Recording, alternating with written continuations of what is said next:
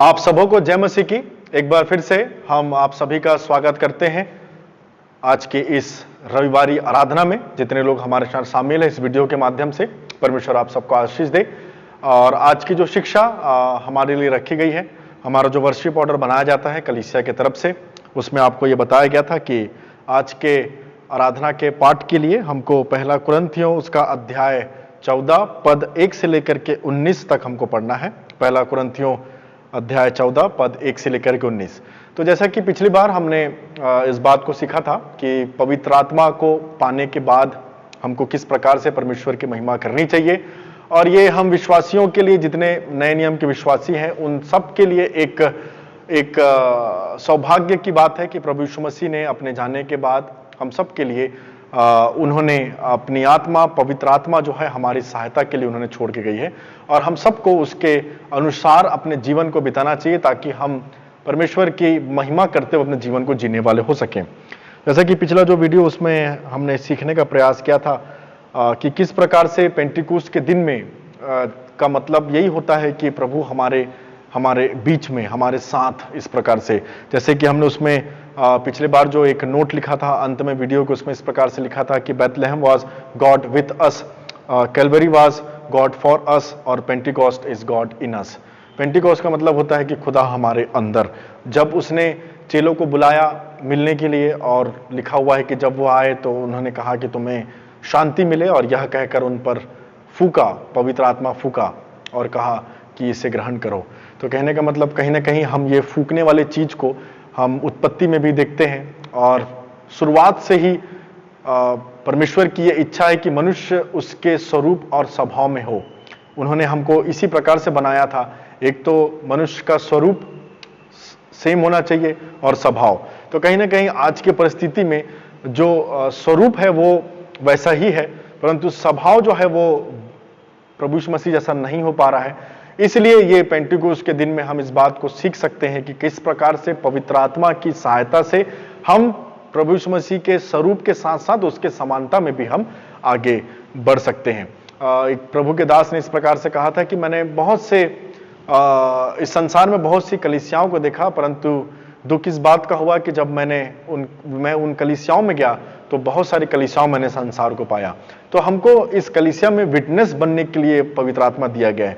तो हमको ये जांचना है कि हम कलीसिया होकर के, या प्रभु की देह होकर के, प्रभु के बेटे होकर के, प्रभु के दास, प्रभु के सेवक होकर के हम किस चीज को दर्शा रहे हैं अपने जीवन से।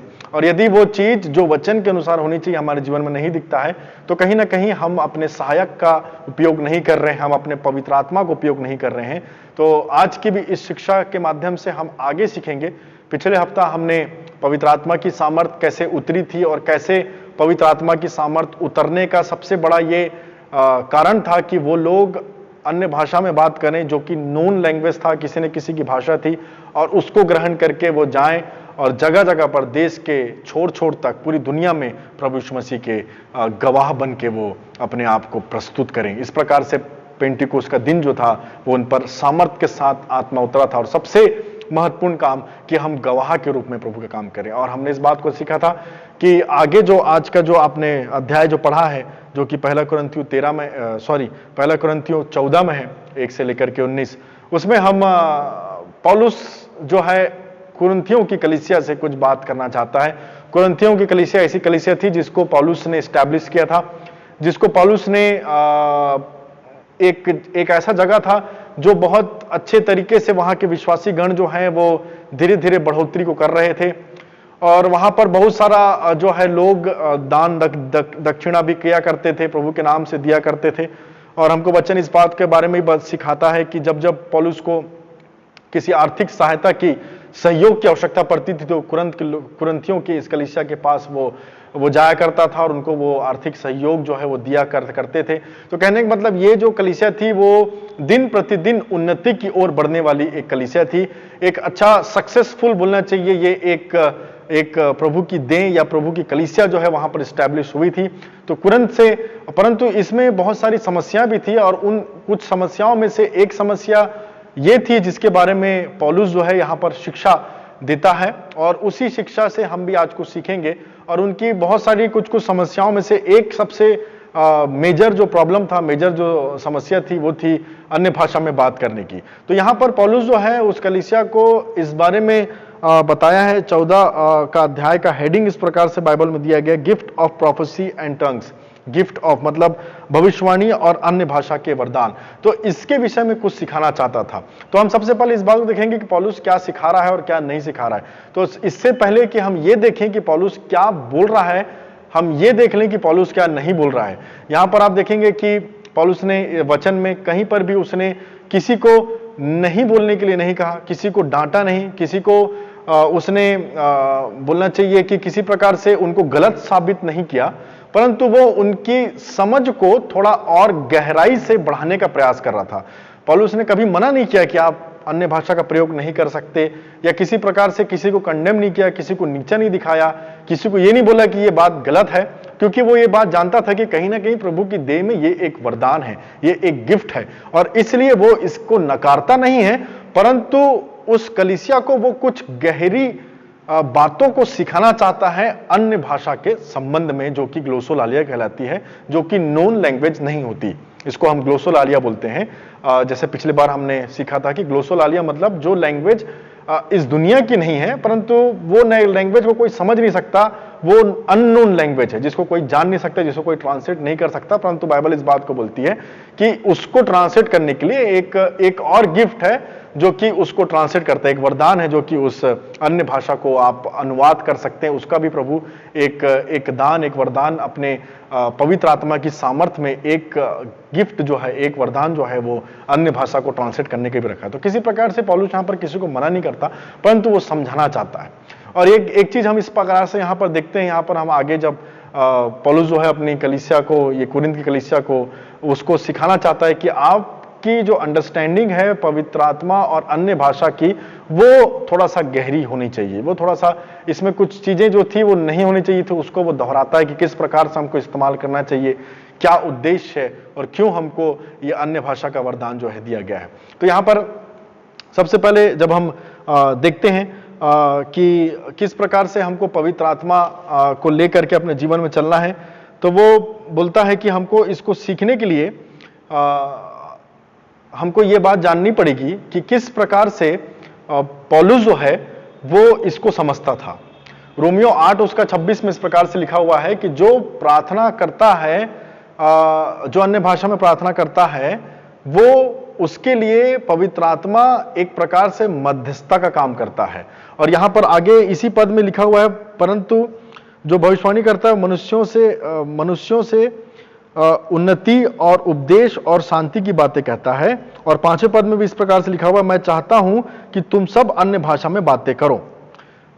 तो इस प्रकार से पौलुस यहां पर उसकी एक इच्छा है कि मैं ये चाहता हूं कि तुम सब अन्य भाषा में बात करो। तो यहां पर पौलुस क्यों बोलता है कि हम सब अन्य भाषा में बात करें? क्योंकि रोमन्स 8 उसका 26 में इस प्रकार से लिखा हुआ है, जब आप उसको देखेंगे तो किस प्रकार से वहां पर इस प्रकार से लिखा हुआ है कि जो पवित्र आत्मा, जब हमको नहीं समझ में आता कि हम प्रभु के देह में क्या प्रार्थना करें, जब हम ऐसी स्थिति में आ जाते हैं कि हमको क्या मांगना चाहिए और हमको समझ नहीं आता, तब उस समय पवित्र आत्मा की ये जो टंग्स का जो गिफ्ट है, ये जो अन्य भाषा की जो वरदान है, वो आपकी मदद करता है कि आप अपनी प्रार्थना में कनेक्ट हो सकें प्रभु के साथ। तो इसलिए वो यहां पर कहता है कि हम में से हर कोई, मेरी तो इच्छा ये है कि हम में से हर कोई इस प्रकार से पवित्र आत्मा में होकर के प्रार्थना करें, क्योंकि इसका सबसे बड़ा पवित्र आत्मा का पर्पस ये है कि वो आपके लिए मध्यस्थता करता है प्रार्थना में। वो आपका, एक सीधे शब्दों में कहें तो वो एक प्रेयर पार्टनर है, एक आपका सहयोगी है प्रार्थना करने में। तो वो हमारी सहायता करता है कि हम जब ऐसे परिस्थिति में पड़ जाते हैं, जब हम ऐसे समय में आ जाते हैं, जब हम निराश हो जाते हैं, परेशान हो जाते हैं और किसी प्रकार से प्रभु के सामने हम बैठ करके कुछ शब्दों को हमारे मुंह से नहीं निकल पाता, हम इतना गंभीर रीति से प्रभु में आ जाते हैं कि किसी प्रकार से हम कुछ बोल नहीं पाते, किसी प्रकार से हमारी समझ, हमारे शब्द खत्म हो जाते हैं, तब वहां पर इस प्रकार का जो लैंग्वेज है, जो कि अन्य भाषा का वरदान है, वो हमारी हेल्प करता है ताकि हम प्रभु से बात कर सके। और आसान शब्दों में कहें तो यहाँ पर परमेश्वर हमारी खुद मदद करता है कि हम परमेश्वर से बात करें। प्रभु पवित्र आत्मा में होकर के हमारी मदद करता है कि हम प्रभु से कनेक्ट हो सकें। तो इसलिए ये वरदान यहाँ पर दिया गया है कि हम जब भी प्रार्थना करें और हमको समझ में ना आए, तो हम किस प्रकार से परमेश्वर के साथ बैठ करके एक गहरी संगति में हम जा सके। इसलिए यहां पर पौलुस कहता है कि मैं चाहता हूं कि तू सब अन्य भाषा में बातें करो। इसका मतलब कहीं ना कहीं हर एक विश्वासी इस बात को ग्रहण कर सकता है कि जब वो प्रार्थना में बैठे तो वो अपेक्षा कर सकता है, वो इस बात को अपने जीवन में अनुभव कर सकता है कि किस प्रकार से हमको पवित्र आत्मा की आवश्यकता है, इस वरदान की आवश्यकता है। और इस बात से इसका कोई संबंध नहीं है कि जो पवित्र आत्मा में बात नहीं कर रहा है उसकी प्रार्थना सुनी नहीं जाएगी, या जो पवित्र आत्मा में होकर के अन्य भाषा में बात कर रहा है उसकी प्रार्थना जल्दी सुनी जाएगी। इस प्रकार से बाइबल हमको कहीं भी नहीं बोलती। जो भी हम सीखेंगे वो बाइबल के अनुसार ही सीखेंगे। तो छोटी प्रार्थना, ऐसा कोई जरूरी नहीं है कि बाइबल हमको ये बोलती कि जब तक आप लंबी प्रार्थना नहीं करोगे तब तक प्रभु आपके नहीं सुनेगा। ऐसा कोई किसी प्रकार से कोई यहाँ पर हमको शिक्षा नहीं मिलती है, परंतु प्रार्थना प्रार्थना है। हम प्रभु को धन्यवाद देते हैं कि हमारी छोटी प्रार्थनाओं को भी, हमारी इमरजेंसी की प्रार्थनाओं को भी प्रभु सुनता है। जिस प्रकार से पीटर जो है वो पानी में गिर रहा था और उसने सिर्फ गिरते गिरते वो पानी पे चला, और जब गिर रहा था तो उसने प्रभु यीशु मसीह को देख के बोला मुझे बचा। तो तुरंत एक छोटी प्रार्थना का उत्तर भी वहां पर प्रभु यीशु मसीह तुरंत उसके पास पहुंचता है, उसको हाथ दे करके बचाता है। तो इस प्रकार से छोटी प्रार्थना, बड़ी प्रार्थना, इस सब चीजों से कोई फर्क नहीं पड़ता। परमेश्वर आपकी हर प्रार्थनाओं को सुनता है, परंतु ये कुछ अनदर एक लेवल है, आगे का एक लेवल है जिसमें आप जा सकते हैं। और यहाँ पर आप ये भी सवाल आप पूछ सकते हैं कि जब यहाँ पर इस प्रकार से पौलुस बोलता है कि तुम सब मैं ये चाहता हूं कि तुम सब इसी प्रकार से पवित्र आत्मा से भर करके उसकी उस अन्य भाषा की वरदान से भर करके प्रार्थना करो, तो बाकी लोग सब लोग क्यों नहीं कर पाते? क्योंकि रोमियो 8 उसका 26 में इस प्रकार से भी लिखा हुआ है कि पवित्र आत्मा आपके लिए कब बात करेगा? जब आपको खुद समझ में नहीं आएगा, जब आपके पास कोई प्रेयर रिक्वेस्ट नहीं रहेगी, जब आपको खुद नहीं पता कि आपको किस प्रकार से परमेश्वर के लिए प्रार्थना करनी है या परमेश्वर तक अपनी बात पहुंचानी, जब आपको ये समझना है तब वो आपकी मदद करता है। तो इसका मतलब यह है कि जब आप अपनी सारी बातों को, जितने भी आपके पास प्रार्थना के विषय हैं, जितने भी आपके पास प्रार्थना के प्रेयर रिक्वेस्ट हैं, उन सबको यदि आप कंप्लीट कर लो और उसके बाद भी आप प्रार्थना में बैठे हो और आपको यह समझ नहीं आ रहा कि अब मैं क्या प्रार्थना करूं, अब मैं किस विषय के लिए प्रार्थना करूं, तब उस समय पवित्र आत्मा आपकी मदद करता है। तो ये एक अलग लेवल है।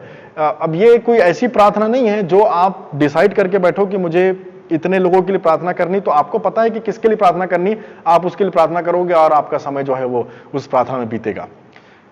जब सारा प्रेयर रिक्वेस्ट आपका खत्म हो जाए और फिर भी आपका मन ना करे कि मैं प्रार्थना से या प्रभु की संगति से उठूं या कुछ काम करूं, तब जाकर के आपका इंटरसेशन, जो आपको समझ में नहीं आ रहा कि अब मैं क्या बात करूं प्रभु से, अब मैं क्या मांगू, क्योंकि मेरे तो सारा लिस्ट जो था प्रेयर रिक्वेस्ट वो सब खत्म हो चुका है, मेरी जो भी इच्छा थी मैंने प्रभु से मांग लिया, परंतु अभी भी मैं प्रभु के साथ बैठना चाहता हूं, संगति करना चाहता हूं। तब उस स्थिति में ये जो पवित्र आत्मा, जो अन्य भाषा की जो वरदान है, वो आपकी मदद करता है कि किस प्रकार से आप अपने बातों को प्रभु के सामने रख सकें। और ये लिखा है कि जो, इसलिए लिखा है कि पवित्र आत्मा जो बात करता है वो अपनी उन्नति करता है, वो अपनी उन्नति करता है।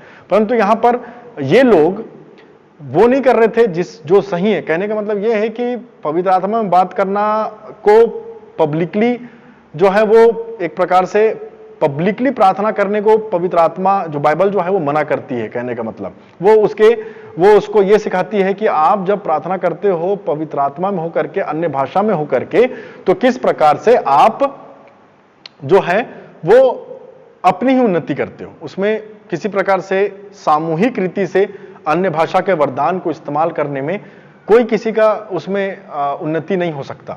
जब तक आपके पास अनुवादक ना हो तब तक आप उसको इस्तेमाल ना करें, इस प्रकार से बाइबल बोलती। तो इन लोगों की जो समस्या थी कुरिन्थियों की कलीसिया की, वो ये समस्या थी कि वो इस सब को ऐसा ब्रॉडकास्ट करते थे, इसको ऐसा इंपॉर्टेंस देते थे कि जानो मानो प्रभु की देह में सिर्फ यही एक चीज है जो सबसे ज्यादा इंपॉर्टेंट है।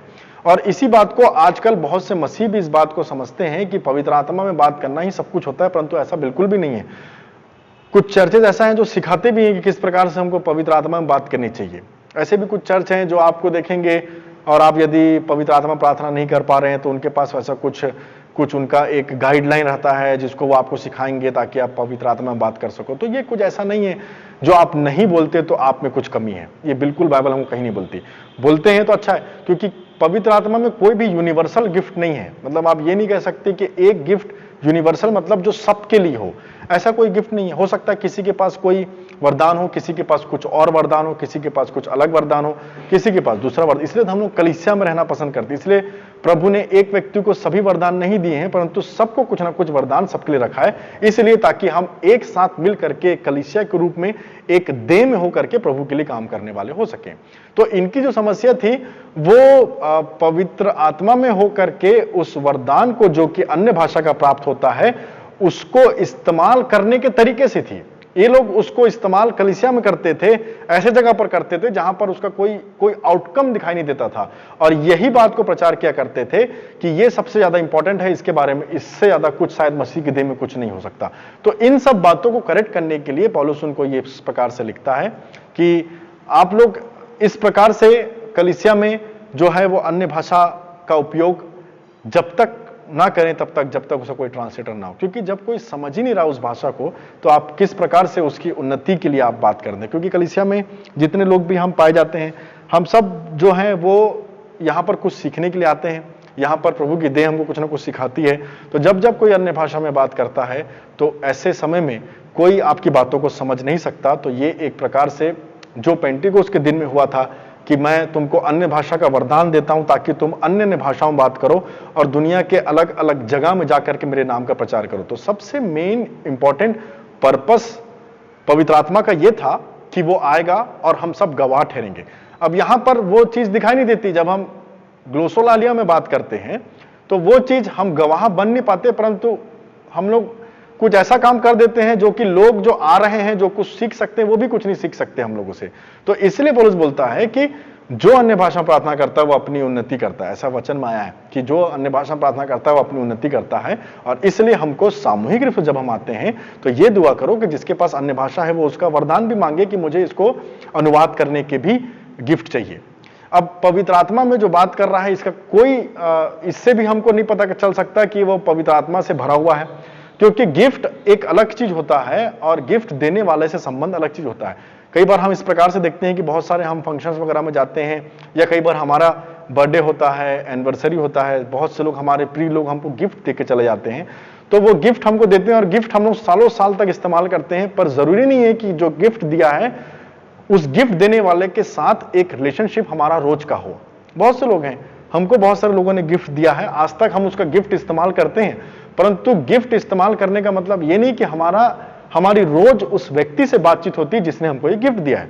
तो इसमें गिफ्ट प्राप्त करना, गिफ्ट होना एक अलग चीज है और प्रभु के साथ संबंध होना एक अलग चीज है। देने वाला कौन है? प्रभु है। रिसीव करने वाला कौन है? हम हैं। तो प्रभु हमको गिफ्ट चाहिए, वरदान चाहिए, आपको दे दिया। अन्य भाषा में बात करना एक गिफ्ट है पवित्र आत्मा की तरफ से, आपने रिसीव कर लिया, परंतु इसका मतलब ये नहीं कि जब आपके पास गिफ्ट है तो इसका बात ये सबूत है कि आपका संबंध प्रभु के साथ ठीक है। प्रभु के साथ संबंध होना अलग चीज है और गिफ्ट को इस्तेमाल करना अलग चीज है। सालों सालों तक हम किसी के दिए हुए गिफ्ट को इस्तेमाल करते हैं, परंतु जरूरी नहीं कि हम रोज उसके साथ एक संबंध में हो। तो यहां पर हमको इस बात को सीखना पड़ेगा कि किस प्रकार से हमको अन्य भाषा का उपयोग जो है कलीसिया में, यहां पर पौलुस बोलता है, वचन बताता है कि हमको ना करें जब तक कोई इसको अनुवाद करने वाला ना हो। तो इस प्रकार से, क्योंकि परंतु यहां पर लिखा है कि उससे अच्छा लोग जो हैं वो भविष्यवाणियां करें, इस प्रकार से भी लिखा है। तो यहां पर लिखा हुआ है परंतु जो भविष्यवाणी करता है, भविष्यवाणी का अर्थ भी लिखा है, वह मनुष्यों से उन्नति और उपदेश और शांति की बात कहता है। तो भविष्यवाणी से तात्पर्य क्या है? भविष्यवाणी से तात्पर्य यह है कि जो उपदेश देता है, उन्नति और शांति की बात करता है। तो इस प्रकार से जब हम बातें करेंगे कलीसिया में तो किसी को शांति मिलेगी जिसके जीवन में शांति नहीं है। उपदेश से लोग जो हैं वो प्रभु यीशु मसीह को जानेंगे, जैसा हम उपदेश देते हैं प्रभु यीशु मसीह के वचन से उनको मोटिवेट करते हैं। तो इस प्रकार से उन्नति उनके जीवन में आएगी जब हम इस प्रकार की भाषाओं को बोल करके प्रभु के देह में, प्रभु के लोगों को प्रभु के साथ चलने के लिए हम उनको उत्साहित करेंगे। तो यहां पर पहली जो प्रॉब्लम थी कि वो लोग इसका अनुवाद नहीं करते थे, तो पौलुस यहां पर मना करता है कि अनुवादक होना जरूरी है प्रियो। और उसके बाद जब हम आगे देखते हैं तो यहां पर इस प्रकार से लिखा हुआ है कि वो लोग हर किसी को ये सोच करके वो लोग अन्य भाषा में बात करते थे कि हम यदि अन्य भाषा में बात करते हैं तो हमसे अच्छा और कोई नहीं, या फिर बोलना चाहिए कि हम जो कर रहे हैं वो सबसे उत्तम काम है। तो जो लोग अन्य भाषा में बात नहीं करते हैं, हमको जो लोग बात कर सकते हैं उनको नीचे देखने की आवश्यकता नहीं है। ऐसा कहीं बाइबल प्रमाणित नहीं करती है कि जो अन्य भाषा में बात नहीं करता उसका संबंध प्रभु से ठीक ना हो। क्योंकि मैंने ऐसी गवाहियों को भी सुना है प्रियो कि किस प्रकार से अन्य भाषा में बात करता हुआ व्यक्ति एक जवान के लिए प्रार्थना कर रहा था, और वो जवान जो है वो बार बार उस अन्य भाषा में प्रार्थना करने वाले व्यक्ति के बातों पर आमीन आमीन शब्द का प्रयोग कर रहा था, और उसके जीवन में बहुत सारे बोलना चाहिए शैतान के काम या दुष्ट के काम उसके जीवन में उस अन्य भाषा में किए गए प्रार्थना के बाद होने लगे। एक बुक है जिसका नाम है ब्लेसिंग और कर्स, उसमें ये उसकी एक जीवित गवाही दी गई है कि किस प्रकार से मेरी उस व्यक्ति जिसने मेरे लिए अन्य भाषा में प्रार्थना की थी और मैं उसकी हर बात पर आमीन आमीन बोल रहा था, और मुझे नहीं पता था कि वो क्या बोल रहा है, परंतु मैं रिसीव कर रहा था उसको। आमीन बोलने का मतलब ऐसा ही हो, मतलब जब कोई आपके सर पे हाथ रख के प्रार्थना करता है प्रियो, तो ये एक बहुत सामर्थ भरी चीज होती है। और यदि आप उस प्रार्थना को समझ नहीं रहे हो और आप उसको रिसीव कर रहे हो आमीन आमीन बोल करके, तो कोई गारंटी नहीं है कि किस विषय में वो व्यक्ति प्रार्थना कर रहा है। शैतान भी बहुत अच्छे से अन्य भाषा का प्रयोग कर सकता है, भरमा सकता है, वचन इन सब बातों को बोलती है, पता नहीं वो आपको आशीष दे रहा है कि श्राप दे रहा है। इसलिए उस बुक का नाम था, उस बुक का नाम ब्लेसिंग और कर्स। उस व्यक्ति ने अपने जीवन में आमीन आमीन बोल करके अपने जीवन में श्राप को रिसीव कर लिया था। तो इसलिए जब भी आपके लिए कोई पब्लिकली प्रार्थना करे कि किस प्रकार से, मैं तो इसको अवॉइड करता हूं कि मैं जब मेरे लिए कोई अन्य भाषा में बात करके प्रार्थना करता है तो आमीन बोलने की उसमें जरूरत नहीं, क्योंकि हमको समझ नहीं आ रहा था हम आमीन किस बात पे बोलें। आमीन तो हम तभी बोलेंगे ना जब हमको लगे कि हाँ ये हमारे लिए ब्लेसिंग मांग रहा है और हम चाहते हैं हमारे जीवन में ऐसा ही हो। तो हमको कभी भी इस बात को सीखने की जरूरत है कि कलीसिया में इस बात का प्रयोग तभी हो जब कोई ट्रांसलेट करे। इस प्रकार से यहाँ पर हमको शिक्षा जो है वो मिलती है। और उसके बाद जो है एक पद और यहाँ पर लिखा हुआ है, इसलिए यदि मैं अन्य भाषा में प्रार्थना करूं तो मेरी आत्मा प्रार्थना करती है परंतु मेरी बुद्धि काम नहीं देती है। सो क्या करना चाहिए? मैं आत्मा से भी प्रार्थना करूंगा और बुद्धि से ही प्रार्थना करूंगा, मैं आत्मा में गाऊंगा और बुद्धि से गाऊंगा। नहीं तो यदि तू आत्मा ही से धन्यवाद करेगा तो फिर अज्ञानी तेरे धन्यवाद पर आमीन क्यों कर कहेंगे। इस प्रकार से यहाँ पर बोल रहा है कि जब हम लोग अन्य भाषा में प्रार्थना करते हैं तो हमारी आत्मा प्रार्थना करती परंतु बुद्धि काम नहीं देती। तो यहां पर वो बोलता है तो हम क्या करें फिर? तो हम बुद्धि और आत्मा दोनों में होकर के प्रार्थना करें। तो इसका कॉम्बिनेशन होना जरूरी है।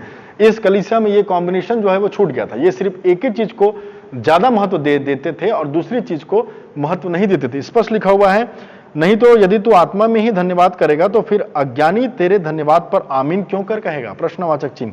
इसलिए कि वह तो नहीं जानता कि तू क्या कहता है। तो प्रभु की देह में यदि हमको उन्नति करना है तो हमको बहुत सारी ऐसी टीचिंग्स को अपने जीवन में हटाना है, बहुत सारे ऐसे जजमेंट को हमको रोकना है जो हमको मसीह की देह में बढ़ने से ज्यादा हमको रोकती है। तो अन्य भाषा कहीं ना कहीं प्रभु का दिया हुआ एक वरदान है, हम उसको नकार नहीं सकते, इसका इस्तेमाल करना चाहिए, परंतु कब करना चाहिए, कैसे करना चाहिए, कहां करना चाहिए, कहां नहीं करना चाहिए, उसके विषय में बाइबल हमको बोलती है। अब बहुत से लोग जो इसका इस्तेमाल किसी पब्लिक जगह पर करते हैं तो उस विषय में बाइबल स्पष्ट कहती है कि उसका अनुवाद कर दें और बता दें कि वो क्या चीज है जो आप हमारे लिए मांग रहे हैं, जो नहीं कर रहे हैं। और यदि ऐसा नहीं कर पा रहे हैं तो तब तक आप उसका इंतजार करें, उस गिफ्ट का, जब तक आपको उसका वरदान नहीं मिलता कि आप अन्य भाषा को ट्रांसलेट कर सकें। और यदि आपको बाइबल इस प्रकार से कहती है कि जो अन्य भाषा में प्रार्थना करता है वो अपनी उन्नति करता है, तो जिस प्रकार से मैंने आपको पहले बताया कि जो अन्य भाषा में प्रार्थना करता है वो तब उसके लिए आत्मा, पवित्र आत्मा आपके तरफ से एक मध्यस्थता होकर के प्रभु के सामने, परमेश्वर के सामने आपके प्रार्थना को, आपके स्थिति को प्रकट करता है, आपको कनेक्ट करता है प्रभु से। वो स्थिति में आप एक कमरे में बैठ करके अपना समय पूरा प्रभु को दें और तब पवित्र आत्मा कि ये जो वरदान है अन्य भाषा में बात करने का, वो आपकी मदद करेगा कि आप प्रभु की देह में उन्नति करते जाएं। और जितना आप उन्नति को बढ़ते जाएंगे उतना आपके पास प्रभु वरदान देगा, और हो सकता है कहीं ना कहीं प्रभु आपको ये वरदान दे और आप जो है आगे चल करके इसका अनुवाद भी कर सकें।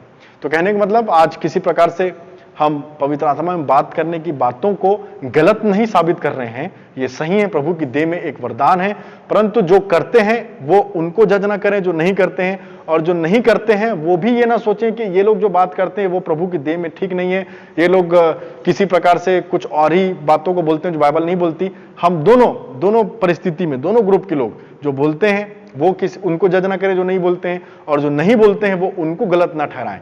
कहने का मतलब यह है कि हमको एकता में रहना है, प्रभु के साथ रहना है, और जो भी बातें वचन हमको कहता है हम सबको मिल करके उसको लेके चलना है, ताकि परमेश्वर के देह में हम सब जो है उन्नति करते चले जाएं।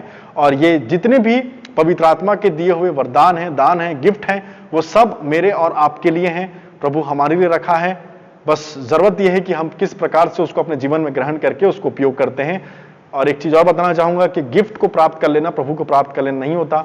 हमारा गिफ्ट हमारे पास हो ना हो, हमारा संबंध प्रभु से होना बहुत जरूरी है। ये बातों को हमको सीखना ज्यादा आवश्यक है कि किस प्रकार से गिफ्ट अपन ने ले लिया और सिर्फ गिफ्ट को इस्तेमाल कर रहे हैं, पर देने वाले से कोई संबंध नहीं है, तो ये बात तो अच्छी बात नहीं होती।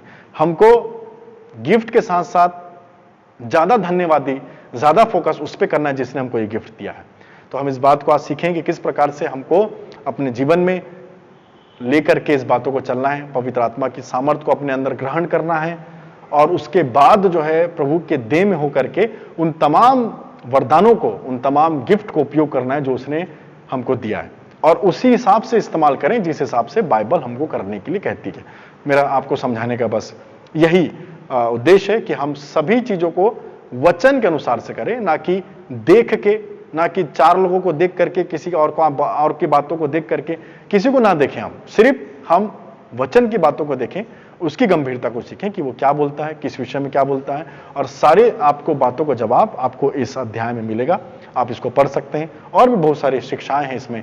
आप जब बाइबल अध्ययन करेंगे तो आपको मिलेगा कि किस प्रकार से हमको इस वरदान का उपयोग करना है और नहीं करना है, कहाँ पे करना चाहिए, कितना करना चाहिए, ये सारी बातें हमको बाइबल सिखाती है। आइए हम प्रार्थना करेंगे और आज के इस रविवारी आराधना के इस शिक्षा को, बाइबल की शिक्षा को हम समाप्त करेंगे। आइए हम प्रार्थना करें।